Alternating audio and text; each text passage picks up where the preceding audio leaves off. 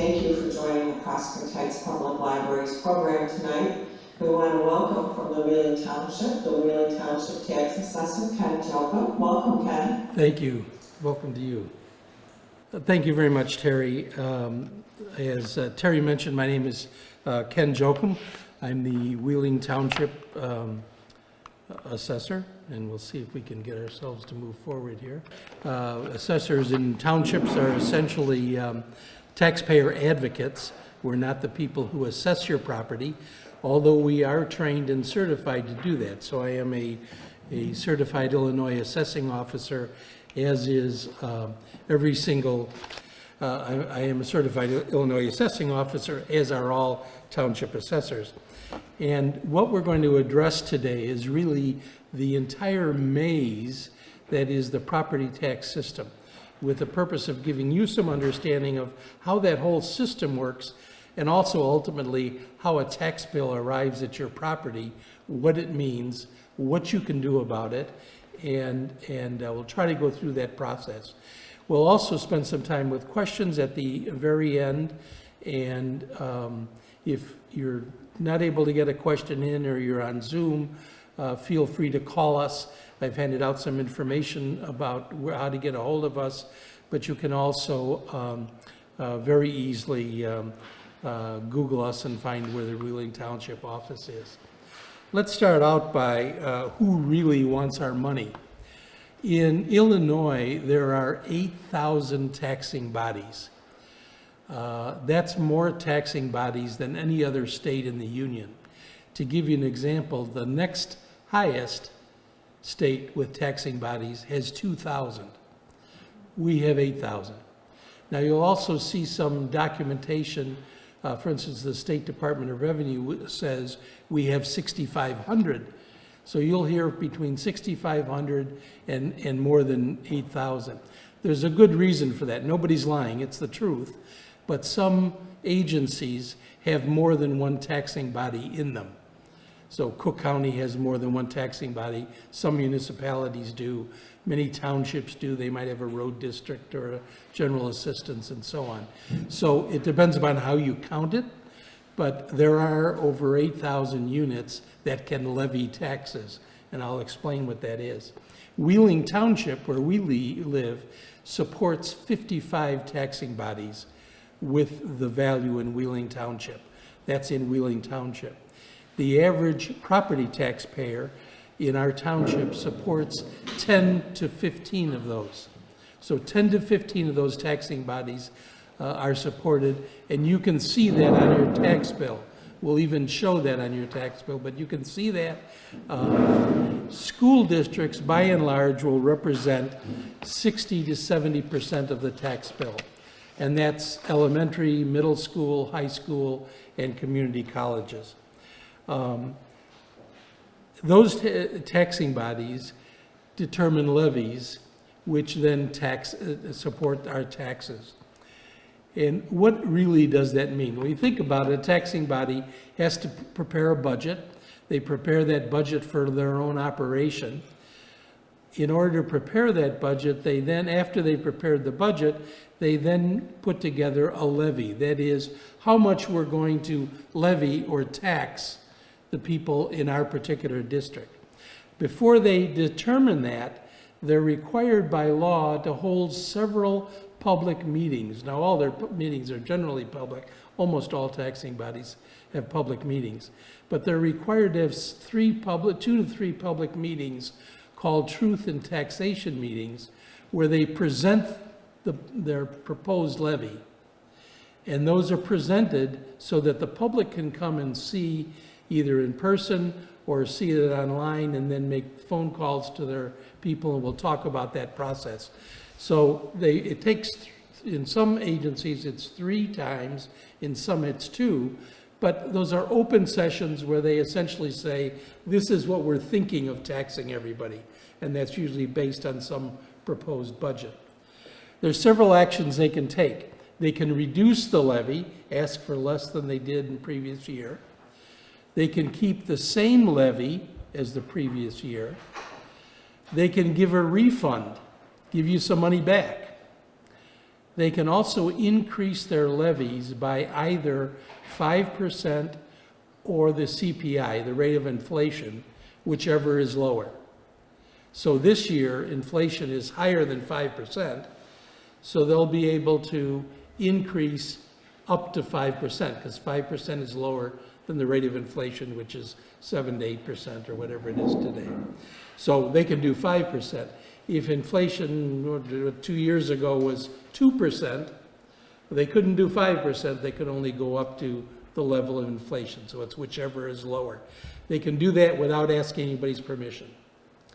And that's important to know. If they need to go over that amount, then they have to go to a referendum and put it to a vote and literally ask for permission to go over that amount, and sometimes they're given that permission and sometimes they're not. One of the reasons I call this a maze is because there are so many agencies that are involved in actually preparing and getting to your tax bill. And I want to go through those agencies because knowing them gives you some information on being empowered to impact those agencies as you look at them. The first agency that is involved in our tax bill is the state of Illinois. So the state of Illinois, number one, establishes a type of tax. In Illinois, we have an ad valorem tax. Fancy Latin phrase to mean to the value. So Illinois taxes the value of our real property. They tax that value. That's how we get property taxes. That decision is made by the state. The state also sets the rate of assessment for property. In the state of Illinois, all property is to be assessed at 33 1/3%. 33 1/3%, all property in the state of Illinois, except Cook County. So Cook County is allowed, because of its size and the level of value in its property, to classify property into residential, commercial, industrial, and even further classifications. And in Cook County, we assess at 10% for residential, 25% for commercial. I'm going to go into that in detail in a minute. But the reason I'm bringing it up is the state sets the assessment rate, which they did. They also set the exception for Cook County, and I'm going to show you how that impacts us. They set the rules for taxing, and then, of course, there are state taxes that they set. We elect legislators and a governor, both of whom have impact on all of those decisions. And as we go through this, I'm going to tell you where there are elected officials so that you know where you actually have impact, your PowerPoints, or points of power, I should say. The second agency I'm mentioning is the Illinois Department of Revenue.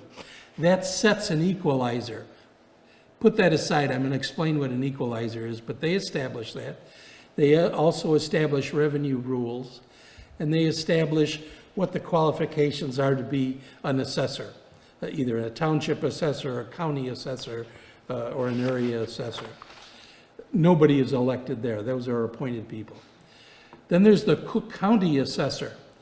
The Cook County assessor establishes property value. That's the person who establishes the value of your home and my home, and that value is then used in taxes. The assessor does not set the taxes. The assessor doesn't know what the taxes are. They're just focusing on the value of the property, and we'll talk a little bit about how they get to that. The assessor is elected. The Cook County assessor, as is a township assessor, are all elected. We elect those people. The second item is the second agency is the Cook County Board of Review. 3 elected officials. We elect those officials again.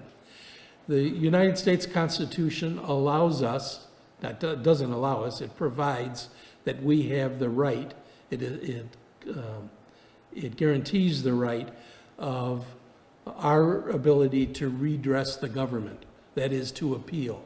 So we always have that right of appeal, and the Cook County Board of Review is the principal board we go to appeal. Now, you can also appeal to the assessor, and I'm going to talk about that, but the principal board that's established is the appeal. When you go to the assessor to appeal, you're asking the very person who set the assessment to please change his mind.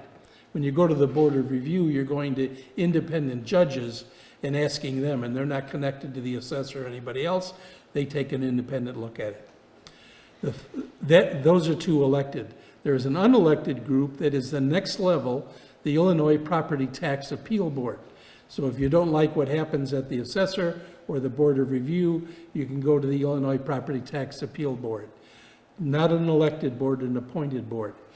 All three of these, a citizen can appeal, does not need an attorney. You can always take an attorney. You don't need a tax advisor. You can always take one. But at all three of those, you can appeal on your own.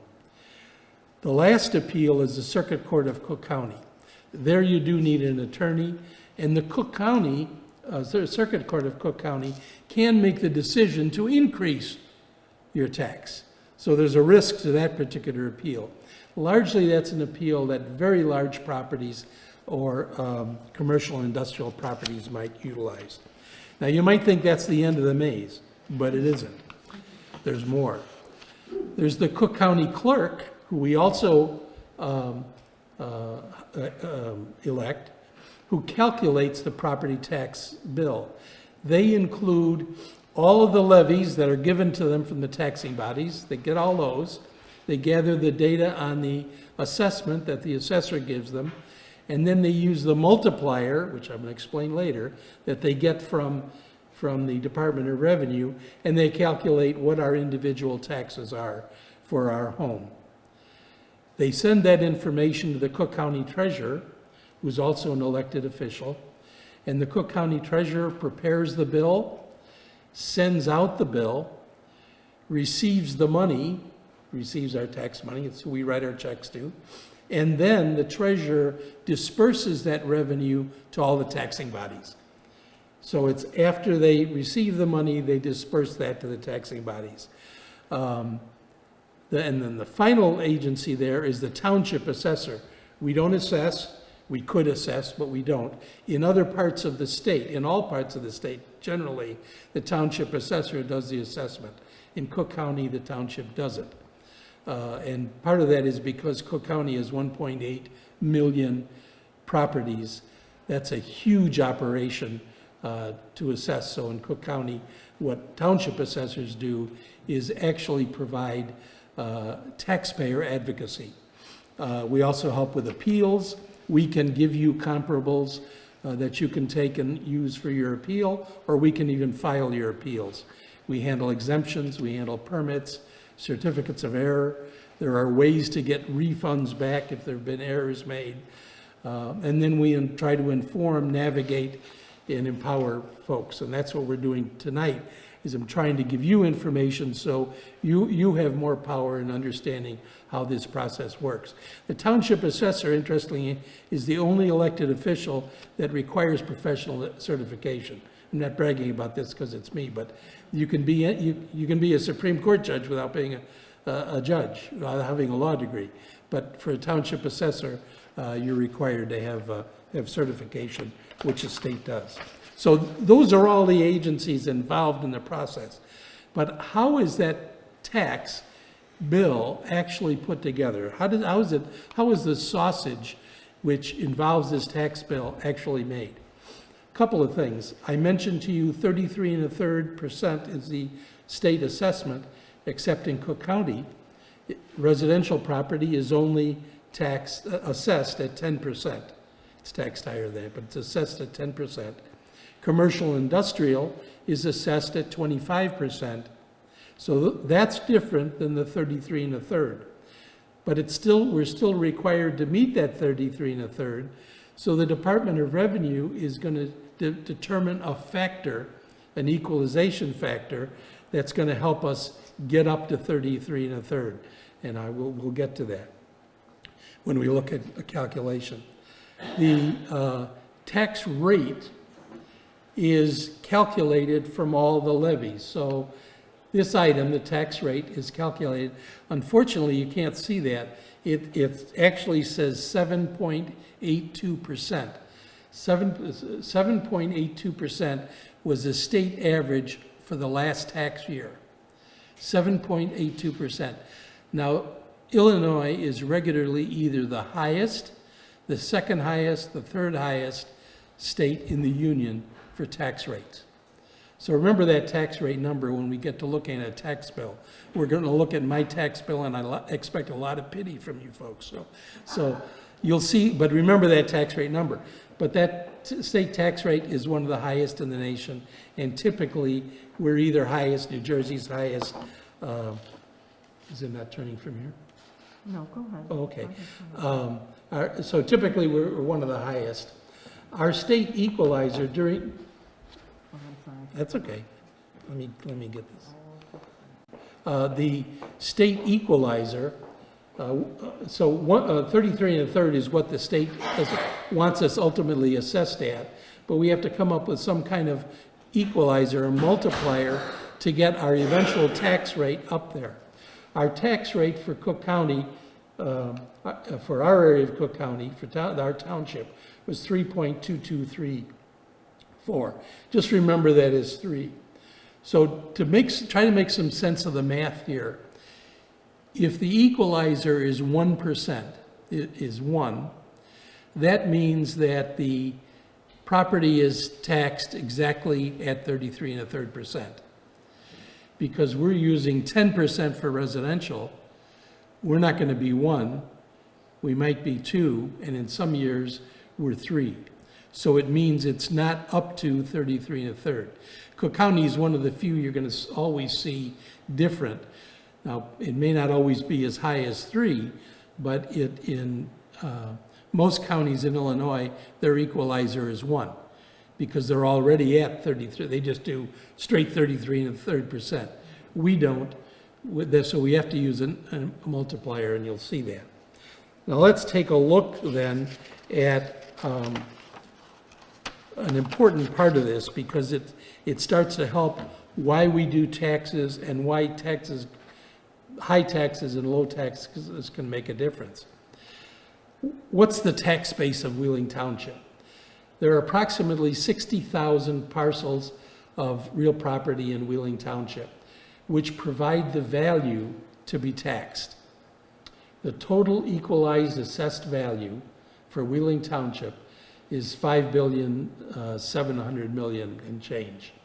That's our tax base. So that is essentially 33 1/3% of the total value of the real property. That's made up of residential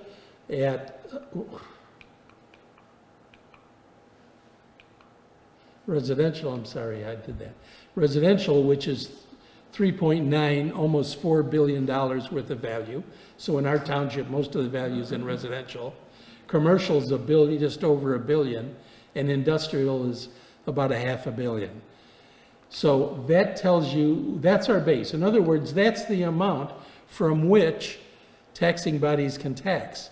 If they tax too much and go over that amount, we're even further in debt, aren't we? So it's kind of like, that's how much they could tax from. They don't necessarily tax all of that, but they could. And if they went over it, then we'd be in a debt situation. And there actually are places in Cook County that do that and are in debt situations and may not even have a police department because of that, or may not have some other service because they're so much in debt. So let's take a look at how this fits into a tax bill, and you'll start to see how some of this flashes together. So this is a tax bill. This is my tax bill, for which I'll expect pity, from the year 2020. The assessor estimated the value of my tax, of my home in Arlington Heights, to be $378,000 and change. The assessment level is 10%, so you multiply this amount, 378, by 10%, and you come up with a proposed assessment valuation of $37,837. Now, what has to be done with that is the state equalizer has to be applied. So the state equalizer is, that year was 3.2234, multiplied by that, gives me an equalized assessed value of $121,964. That should be about a third. 33 1/3. So you see how that gets it up to 33 1/3. The local tax rate, my tax rate, was 9.097. But wait, the state average was 7.82. Are you telling me I'm paying 2% more than the average? Yes, I am. And you can look at yours and you'll be able to see for a given year what that is. Now, why would that be? Well, to give you a broad example, within Wheeling Township, and if we just looked at the school districts, there's one school district in part of Wheeling Township that spends $12,000 plus per student. There's another one that spends $18,000 plus on a student. Same grade levels. Now, I don't know whether that's right or wrong, good or bad. My kids are so far out of school, it was before books.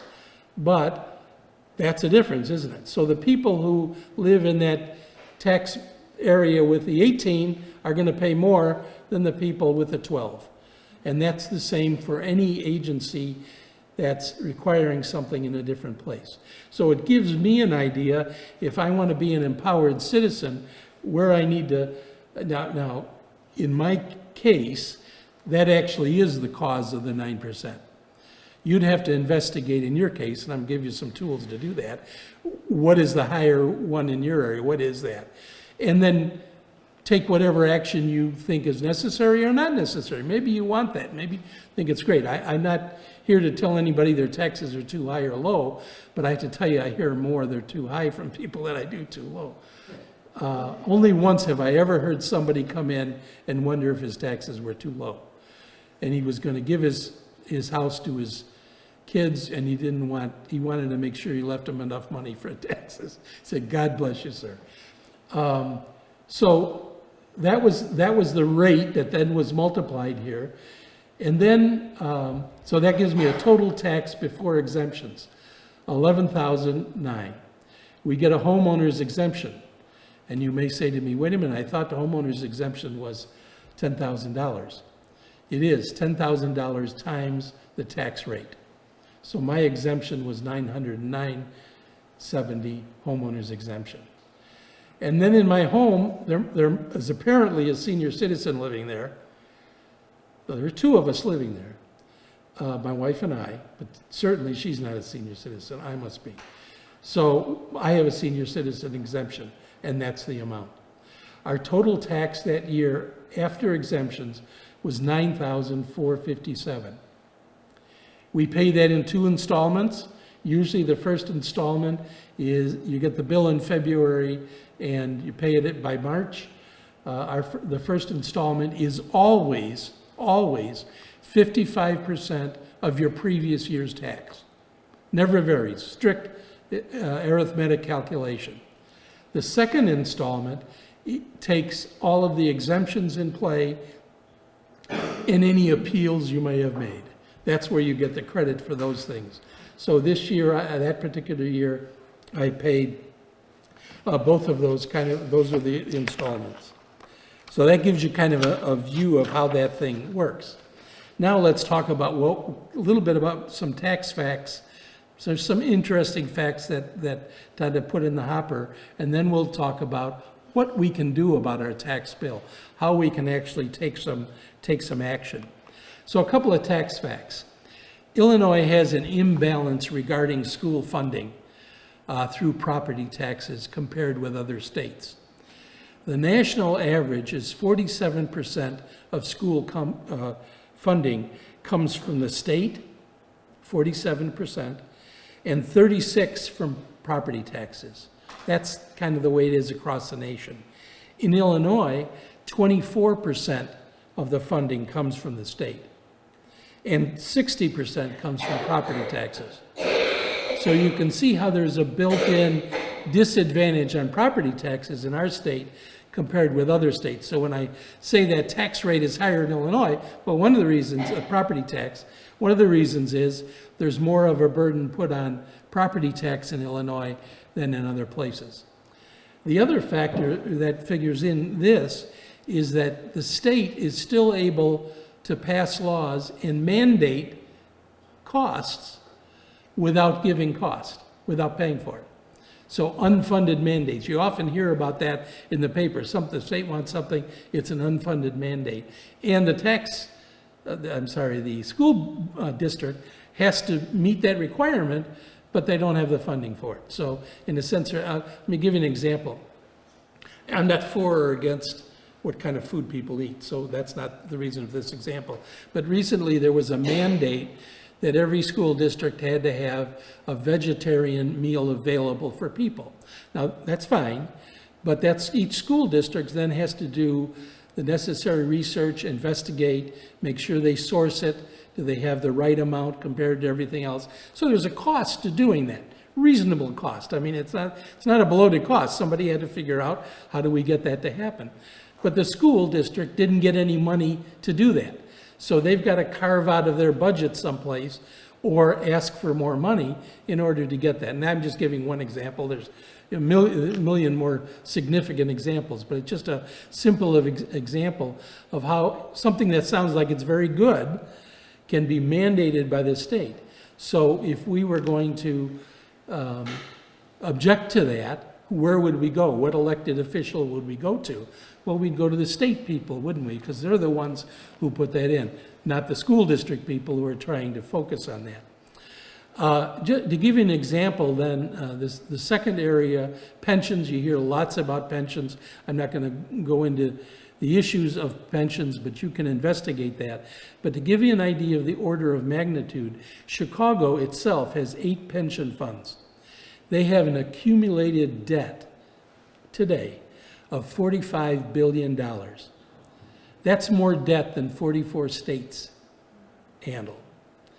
Local governments in Illinois have debt worth $63 billion. Now, some of those units, as you'll see when we talk about it, are very successful in managing their debt. Debt itself isn't a bad thing. Excessive debt is a bad thing, right? So debt, you need some debt, and we probably all took a mortgage on a house and we paid it off, so it wasn't bad debt. But that debt can get too high and it can affect property taxes as it does in the state of Illinois. We're fortunate not to have that situation in any one of our municipalities.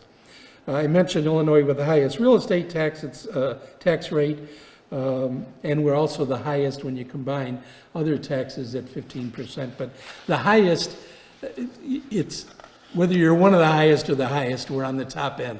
And all those studies vary. You can find many studies, but those are some facts. Now, the next thing I want to get into, after we consider these facts, has to do with something you're going to experience. We're all going to experience in November. On the November ballot, there are 4 referenda. I should put up 4 fingers, not 5. 4, don't worry, I can count. There are 4 referenda on the tax ballot. In Prospect Heights. So a referenda typically ask for increased funding or bond authority because they want to build or repair something, or policy changes, constitutional changes. They almost always have tax impacts. Prospect Heights is going to have 4. Some parts of Wheeling Township will have 3. So my purpose right here is to give you some information about referenda. My purpose is not to tell you one or another is good or bad. So don't take anything I'm saying as pro or against any of these. In my town, I have a favorite taxing body that I think does wonderful work. Frankly, if they ask for more money, I wouldn't mind. I have another one I think doesn't do, so we've all got those. So I'm not trying to get into, but these are things that I would recommend you consider before you make a decision as to what you're going to do, because it's your decision, it's your money as you take a look at it. So let's review each of those, and I'm going to try to give you a couple impacts, but the real takeaway is do some research on it. I'm going to point out some questions, but do research. None of this is meant to be pro or con. It's meant to give you kind of a spur to research. The first one you'll see is a proposed amendment to the Illinois Constitution. This referendum does have the potential to affect property tax increases because it is focused on public sector unions and giving them certain protections.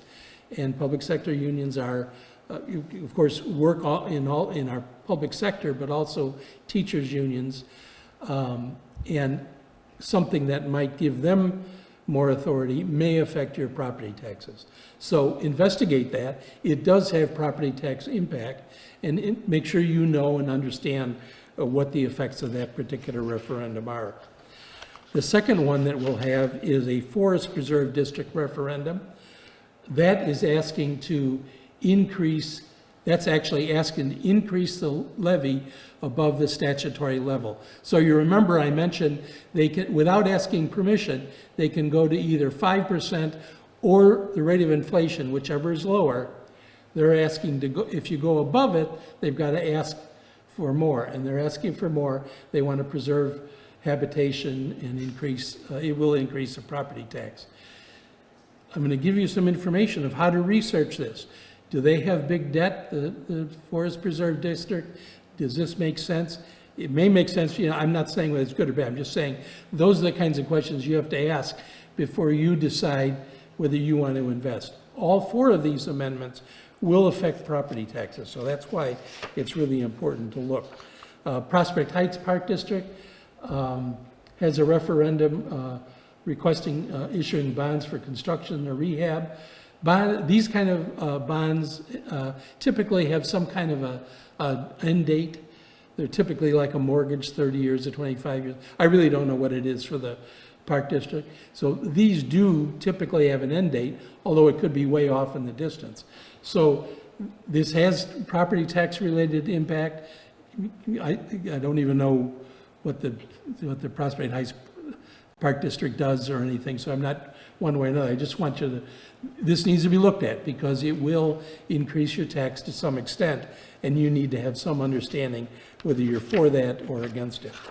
And then the last one, which everybody will have, is a referendum that's actually establishing a brand new taxing body with the authority to levy 0.15% of the equalized assessed value of the township. In today's numbers, that would provide them more than $8.5 million, and that would add that to the township budget. So the township budget currently is $3.1 million, and it's been right around there for many years. You can research what that is. This referendum would add a taxing body to the township, so the township would have another taxing body, and it would allow that taxing body to levy 5% of the CPI, whichever is higher forever. Now, the first amendment was the Amendment 1, it's called, the first referendum, is being pushed by a number of obviously interested parties and unions. The one for the Forest Preserve District is being proposed by the Forest Preserve District. The Park District here is being proposed by the Prospect Heights Park District. This is, pardon me, being proposed by a group of people and by an organization called Reclaim the Northwest Suburbs. You can Google that and kind of see where they are with that. You have to ask about this one, are those services already provided by the township? And they are. This is not being presented by the township, by the way. So the township's not asking for this, but it'd be stuck in the township if it got approved. Okay, what are the considerations you might have for referendum? Property tax impacts are generally described as being based on equalized assessed value for the entire township, and the taxing bodies include residential, commercial, industrial, and properties. Almost everybody who's got a tax referenda will give you some kind of calculation and say it's only going to cost you $4 or $8 or another $20 on your property tax bill. That's obviously to sell the process, but it doesn't take into account the commercial that's going to be taxed. So that local store is going to get an increase in tax, and what are they going to do with that increase in tax? Increase their prices, right? At the store you purchase something with. So not only is your property tax going up, but you're going to pay the effect of that at that store. So you're going to pay in a couple different ways. And if that tax put that business out of business, or they moved, what effect does that have on us? Remember, they're paying an assessment at 25%, and we're only at 10? If they're gone, who's going to pay the taxes that they used to pay? It falls on residential. So it's very important, there is more than just the effect of a couple bucks on your personal, so you have to, that's where you have to really consider that in the township. We also would want to consider the effect on our equalized tax base. We're fortunate enough to live in an area where every one of our villages in the township are fiscally not in a heavy debt situation. They're all in a very low debt to property tax situation. There are many communities in Cook County that are in a high debt to property tax situation where their property taxes are 10, 15, 17%, much higher than ours are. But we need to watch it, obviously, because you have to watch that. A taxing body can increase the levy, and they can go about it with a referendum. The reason I put this up here is because when a taxing body is established, that's going to last longer than I am. And every year, they can increase the levy. So that's a consideration, isn't it? I may be this amount, but that's going to be there for now, thereafter, my children, my grandchildren, and so on, unless somehow we get rid of that particular taxing body. So it's a perpetual thing. Not all referenda are. So I mentioned the building referenda. That's got some, and I don't know what it is, but there's probably a date certain on that, on the bonds for that. A couple questions they ask: what is the cost of the referendum to me? And what amount am I willing to have my tax bill increase? And you may be willing to. I mean, there's some things we like and we want as services in our community. So, but that's a question to ask. How much can I afford from this? And recognize it's not just you. It's all these industries, all these stores, anything that's in the area. Is the request duplicative of services provided already by federal, state, township, county, municipal government? Because who pays those taxes? Same people, right? So we have to ask ourselves, wait a minute, this taxing body X wants to do this. Is that done by somebody else? Or more appropriately, should it be? Should maybe the state do this? And maybe I should go to my legislator and say, hey, rather than starting a new taxing body, you guys ought to eliminate something else and do this because it's more important. Maybe there's a priority thing that we need to get involved in letting our legislators know about. Yeah, do I understand the referendum? I didn't mention that, but that's very important. It's painful to get into that voting booth and be asked to vote on something and you think, what the heck is this? So you can not vote on it, which is like voting on it, because there'll be people who will vote for it, or you could vote no on it. You don't know, I'm not going to let anything pass, or you can just inform yourself. And it takes work to inform ourselves. It really does. It's almost to the point of how can we get a handle on all these taxes? I've just told you about all these agencies that are trying to tax us and all this money. How can we as taxpayers actually get a handle on the whole property tax process? Couple very concrete ways. First of all, make sure that you're receiving the correct exemptions that you can receive. There are a bunch of exemptions. How can you do that? You can call our office. The number is on that yellow card. And I'll get one for the lady who doesn't have. In fact, Joe, would you mind giving that lady yours? And Joe and I have cigars together. I'll make sure he gets one of those. So our number's there. You can call us and say, I live here, is my PIN number, my address. Can you check my exemptions? I even tell everybody, when you do your annual physical, call us, have an exemption check. It's painful for somebody who's being taxed and they could have had an exemption and didn't know it.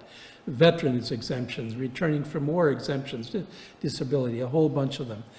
The second thing is appeal, especially in the first year of the triennial. Now, I didn't talk about triennial. The Cook County Assessor reassesses Cook County and does it in 3 parts: the downtown or Chicago, northern suburbs, southern suburbs. You get reassessed. That assessment lasts for 3 years. We are about to be reassessed in the northern suburbs. Within the space of a couple of days, you're going to be receiving in the mail what your assessment is, your new assessment for the next tax year, for not tax year 2022, but 2023. You're going to be receiving that. If you don't appeal that, it'll stay that way for 3 years. Most of the suburbs in the northern triennial, so far before us, have had residential go up by between 24 and 33%. So you can expect some increase in your assessment. But in any case, it's important to appeal. You can appeal at 2 places, and you can appeal at both of them, no cost, no matter what answer you get. One's the assessor's office, and one's the Cook County Board of Review. Now, we will probably be open, our township, next week for appeals for this year. It happens like that when they announce it. So you can keep watching our website. We have kind of an indication it may be next week. And you should, within the next couple days, be receiving a letter on your assessment. So you can appeal several ways. You can go directly to the assessor and appeal online. You can come to us and we'll appeal for you, or we will just get you comparables. We'll look up comparables, the best we can find, and give them to you, and you can file online. Once you've done that, wait and see what the assessor gives you. Then we will open sometime in the future for appeals to the Board of Review, and you can redo that. It's important, though, that you do it this year, because this is the triennial, and you want that to last for the next couple of years. Now, what should I look at my assessment? Your house should be assessed at essentially what you would get for it if you sold it. But they don't look at this minute, they look at the last couple of years. And that's where we'll look at. So when you get your assessment, say to yourself, do I think I'd get that? If you do, you might be assessed fairly. If you don't, and you think it's ridiculous, now this one, I showed you mine, that 378. I didn't appeal that, and I didn't appeal it because houses that year when I got it, right around me, were going for 420. That was the time the market was going up, and I thought, I can't appeal this. This is actually, probably it should be more than that. But remember, he's going back, he's getting sales from previous couple of years, not from the year you're in. So that's your look at, does this really make sense? Because you should be essentially assessed by similar properties, uniformly similar to yours. And then a third thing that you can do is buy local.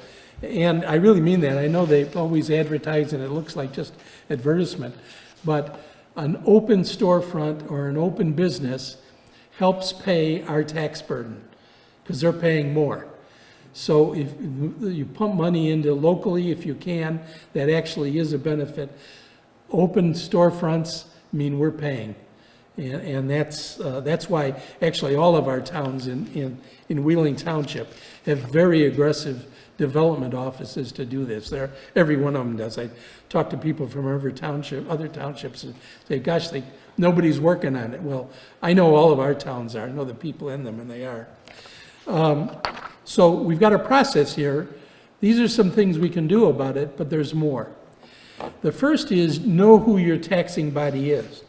So on your tax bill, there will actually be a list of all the taxing bodies for your area. Have you seen that? So you'll have about 10 to 15, and it says who you're paying for. You're supporting those taxing bodies. You elect the officials for almost all of them. You don't elect mosquito abatement, and there's a couple like that. But all the others, you elect the people. Know who those people are. Who are the trustees for the school district? Who are the trustees, in your town?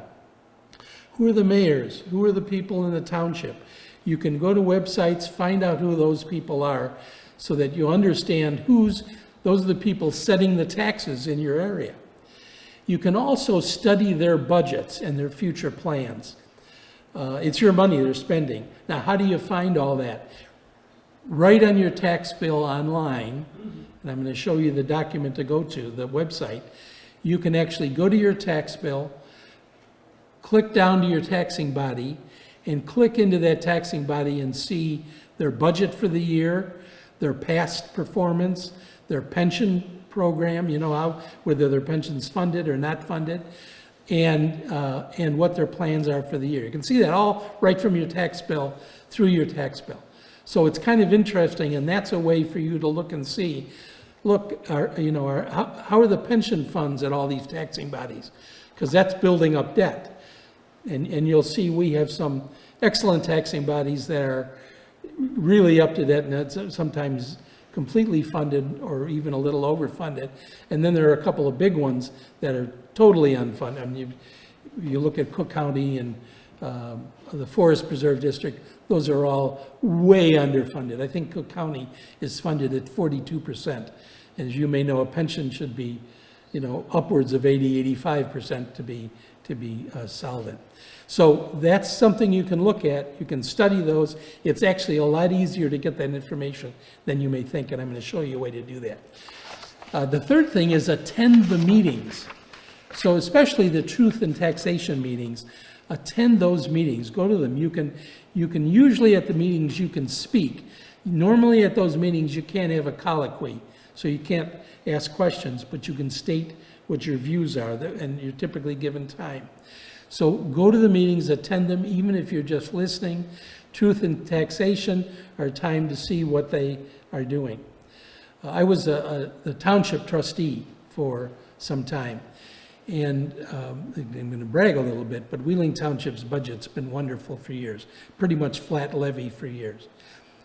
And we'd prepare a budget, and it was darn hard work to try to provide the services and stay at the level. I mean, you have to drill down to how many pencils you're buying and what you're doing. And the trustees, who are just citizens like everybody else, are essentially giving their time to do that. And I would encourage you to do that if you've never been involved in that, run for one of those. But we'd present those at meetings and nobody would show up. And I thought, darn it. I wish for my 35 years in business, people didn't show up for all those budgets that I had to present, because they all showed up for every one of those things and forced me to lower them. But it doesn't seem to happen, and it won't happen unless we as citizens get in the middle of it and get interested and even show up at the meetings. And the trustees want that. They're neighbors just like we are, and they need feedback and they need your input. So you can call, email those people and let them know what your opinions are. You may like exactly what they're doing. Tell them that.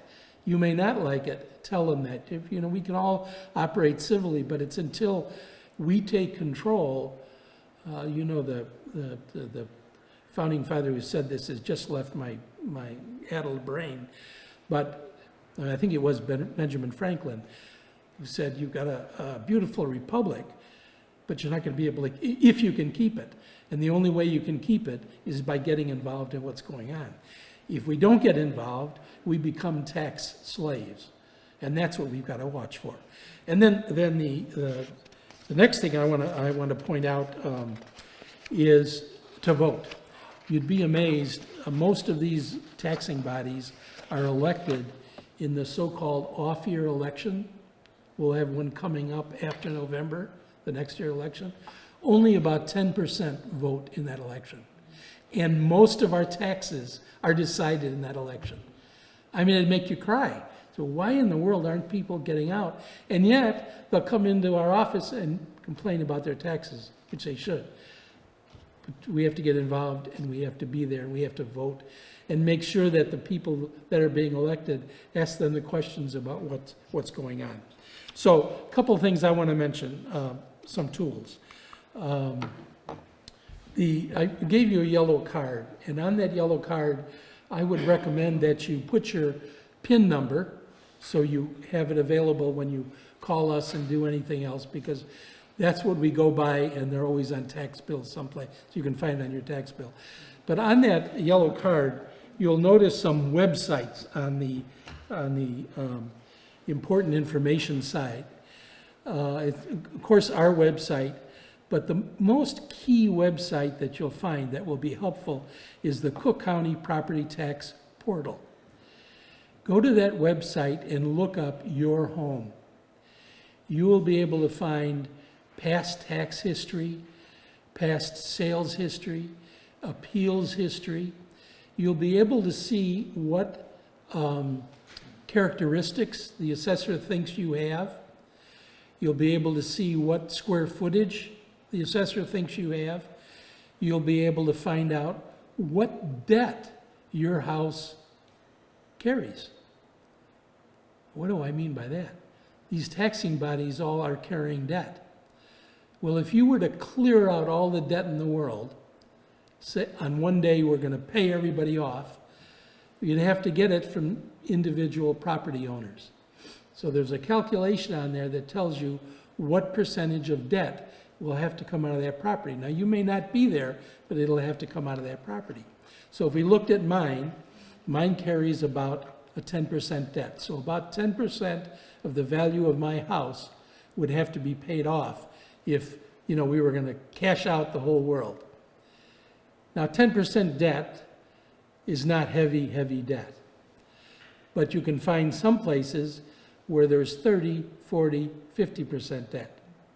I can think of a particular house not in Prospect Heights, and that particular house had a very low value, about $95,000, a very small little house, and that house carried 45% debt. No way could that house ever pay. If you sold that house, it'll be a tear down, right?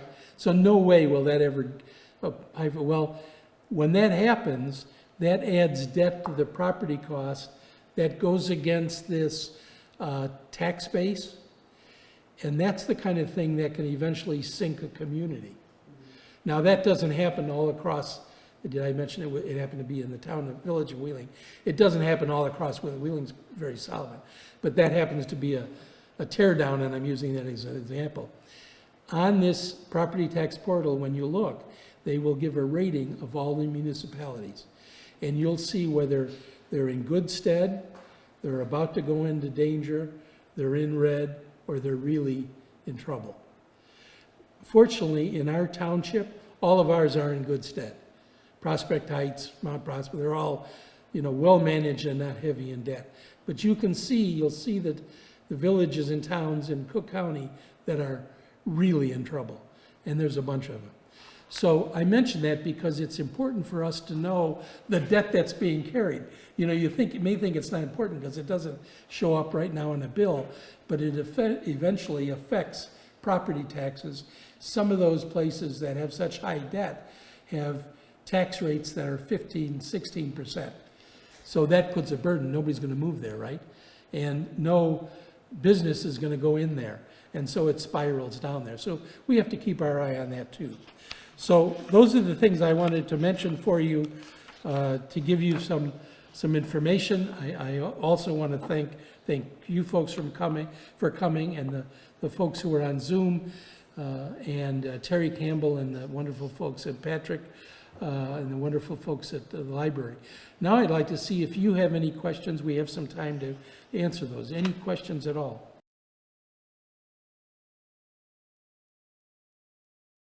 What I call to get comps. Yes. The comps aren't like, there must be about 7 houses on my block that are identical. Why would they not give me comps that are exactly identical to, my house is very similar to lots of houses. Instead, I get different square footage and a different model house, but why would it have So to be you close? might get a different model, but you should get, if they're available, a similar square footage. So the model isn't really part of what's used in the comp. Okay. It's the square footage and the type of house. Is it a 3-story house or a story and a half or a wall, you know, that sort of thing. But the particular model, so I live in a subdivision that has 7 different models. But when you look at the comps, you're looking at the square footage. And that's what, as I might be compared with others, they're different models, but similar square footage. So, Now, if they can't find, so when they look for a comp, they look for those comps closest to you. Then if they have trouble finding that, they'll go out and go out and go out for comps that benefit you. Now, it could be that some of those on your block are lower than you, okay. are higher than you, and they can't use that as a comp. So that could be the reason. And you can ask that, if you call in, you can walk through that comp list with us. We do a couple different things. We may just send it to you if that's all you want. If you want to talk about it, we can talk about it, or we can just send it right in and submit it. But when you get it, feel free to call. It might be that those others were all higher than yours, and they couldn't use them as comps, because obviously they wanted to find ones that were lower. So they might have gone out and out until they found them. That could be the reason. Something else? We'll be Okay. in to see you. Say again, I'm sorry. We'll be in to see you. Well, you'll be welcome. I really do think it will be next week. Keep watching that website. As soon as we get notice, we'll put it up. We actually sometimes get notice a day after they put it up, but you've got 30 days, so if you miss exactly the day, it's okay. And when you come to our office, you're able to either set an appointment or just walk in. If you walk in, you may have to wait and set an appointment, obviously. That's an appointment. Or you can email us and say, give me the comps or file, and we can take it by email some other way. So, and that's all without cost, because obviously you're paying for us in your taxes, but there's no additional cost. You don't have to get an attorney, you can. That's of course your right at all times. Thank you very much, and after we conclude, if you want to ask something, we'll welcome you. Thank you very much. Sure, thank you. I have a question for you, Ken. Yes. Is there an advantage to getting a lawyer versus just making your own appeal? You want the Bar Association, I'll punch you right away. If you look at the Board of Review, every year the Board of Review publishes the result, and they publish result percentages. And last year, if memory serves, people who filed pro se by themselves got better results, more positive results than people who filed by attorney. Now, there's a reason for that. It's not because attorneys are bad. I'll explain the reason. So I would say my answer to that, so that's one piece of information. My answer to that would be, if you have a complicated property that there's something unusual about, then it's helpful to have an attorney, and that attorney may well ask you to get an appraisal. If you don't have a complicated, you can file on your own, and it's you can be perfectly successful. When I meant, and often people will confuse attorneys with tax consultants, and tax consultants are not attorneys, two different things. At the Board of Review, you can only use an attorney. At the Assessor's office, you can use both. And generally, when you see those statistics, it's because some counselors and even some attorneys file a lot of filings, and they may not necessarily delete any that they think they're not going to take. Other attorneys who may be more specialized may actually look at it, and just like any case, say, we're not going to pursue that one, we don't think we can get you money. So there's a discernment process for some. So that's the reason. And I'd say if you feel more comfortable having an advising attorney, I would go ahead and do it. There are many good ones out there. If you want to do it on your own, you can do that. And you can do a hybrid. You can try it at the assessor's office without any help, and then if that doesn't work, you can get an attorney either way. Any other questions for folks on Zoom? We also Whether have, will be, we'll get 21 second. tax, I'm glad you asked that because I omitted that. So the question is, when are we going to get this 2021 tax bill? Normally it comes in August. Yeah. There's a likelihood it will come at the end of November to be paid in December. It's very late this Merry year. Christmas. Yeah, and then in February, you'll get the first bill for next year. Wonderful. So you'll Happy have Valentine's Day. Now, that has implications, obviously, for us, but it also has implications for taxing bodies, doesn't it? Because they need that money to pay their employees. So what are they doing since they haven't gotten their money in August? They're Well, borrowing it. They're either borrowing it, or in many cases, they've already accrued for it, but that's the same thing as doing it. So, and there have been some complications, I'm told, in the assessor's office relating to IT and systems and so on, which I really don't know and I can't speak to. But I do know that you can expect your bill probably at the end of November to be paid in September. Now, people can early pay their next year's bill. So you can prepay your 2022 bill. You can't prepay your 2021 bill. And the reason you could prepay part of your 2022 is because that's a straight calculation. And you can figure about what you can estimate that. But that's, I was just at a meeting on Friday, and that's what we were told, that there's a possibility. Now, I think that's probably pretty much the case, because they want to get this in before the end of the year too. They don't, it would be a nightmare to have 2 tax bills, in the first month of next year. So I think they're working pretty hard for it. Thank you. Okay, you're welcome. Anybody else? Feel free to call. You have our phone number. You can call anytime. There are much smarter people than I on our staff who will give you a good answer to things, so there's always somebody there to help